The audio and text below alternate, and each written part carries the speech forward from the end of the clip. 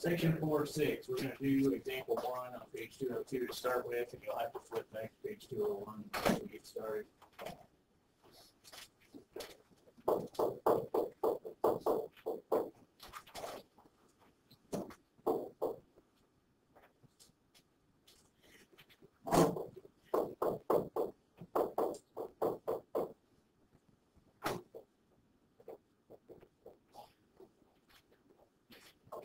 So does that look familiar? No. Yeah. What's that from? Yeah, all last chapter we solved systems. What's one way we can solve systems? Substitution. What's another way? Elimination. And what's another way? Right. We did 3 methods to solve that. Today, we're going to cover another method called Cramer's rule, which allows us to use matrices and find determinants. And we will end up finding the x, y coordinates where those two lines intersect. It's a pretty drawn-out process. You have to find 3 determinants for a 2x2 in order to get to your answer. You find those determinants, if you look at page 201, again, page before, the chain box. I do advise you to actually look at the box as we go through this so you can kind of figure out what we're doing here. You have ax plus by equals e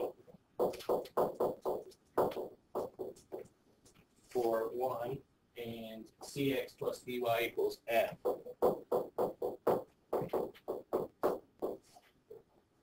And then they give you a pattern of where to plug those letters in. So what you have to do first and foremost is look at your 2 equations and see which letters they represent.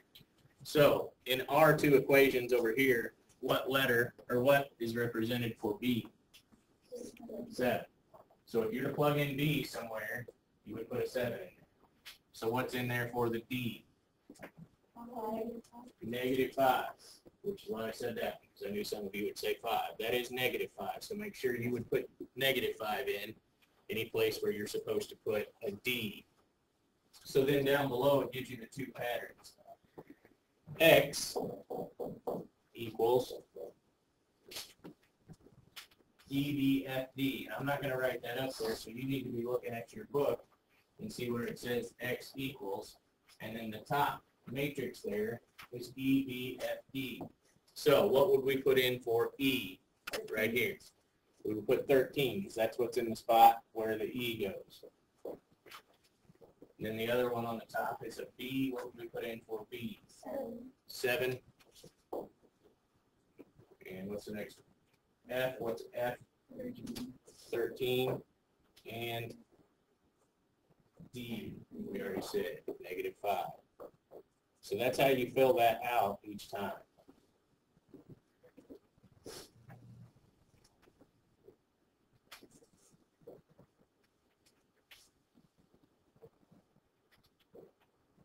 So what's AB on the top? 5, 7. And 2, -5 on the bottom. Now, what's the bottom of Y for the Y coordinate? So you don't have to do the bottom twice. Once you find the bottom for the X coordinate, you would just put that in the bottom for the Y coordinate. You don't have to do those twice. So don't make it work for yourself. So then all you have to do is find the determinant of the top and the determinant of the bottom and divide them. So that's review from last time. What do we need to do first to find the determinant of that top? 13 times -5. And then what sign goes in the middle? Minus. I would write it 13 times 7. Now, some kids were running into problems yesterday because they were doing this diagonal first. So they had 13 times 7 there where the 13 times -5 goes, and they kept coming up with wrong answers. There's definitely an order, since you're doing subtraction. You have to do the correct one first. And then for the bottom one, what would we multiply first? 5 times -5 minus 2 times 7. So what would we get on the top there?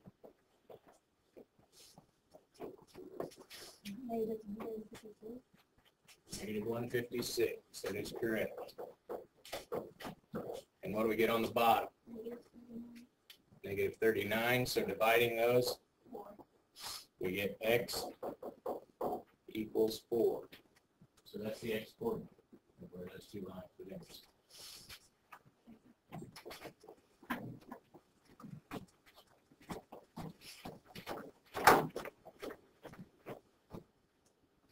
So then for the y, what goes on top?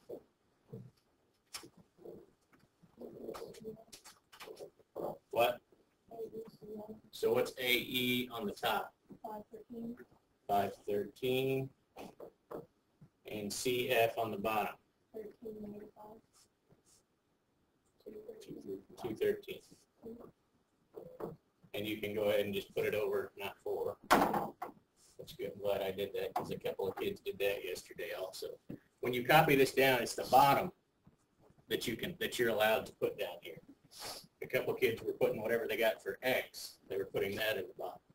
It's the bottom of the x value that you can bring down. So then on top, 5 times 13 minus 2 times 13.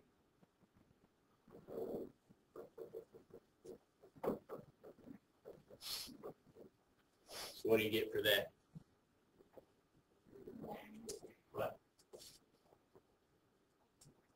You want somebody surely has typed that in. Positive 39 for that one. So what do we get for our y value? Y equals negative 1. And remember, put that in an ordered pair somewhere. 4, negative 1. That's your answer. Make sure I can find that, or whoever checks your paper. Or if it's a test, I'll be able to find it.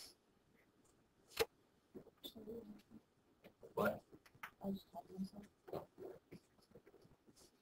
Any questions on that? I could do another one of those if we need to. But follow the pattern of letters, you should be all right.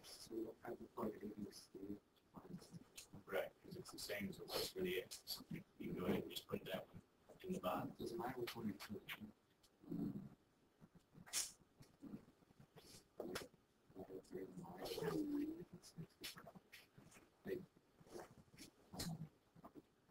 always have to put the bottom of the fraction. And then Yeah, from this, we got negative 39. So that's what you put down here. You could do it again if you wanted to.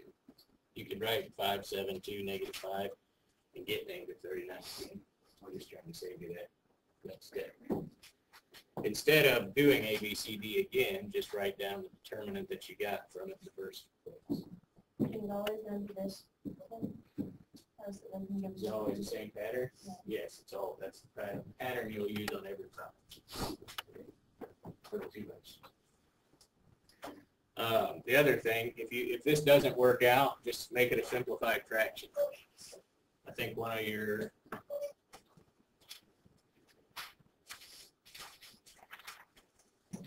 on one of the other examples, you ended up with 2/9. That's not what you had here. It was a bigger fraction. Just simplify the fraction if it doesn't divide evenly.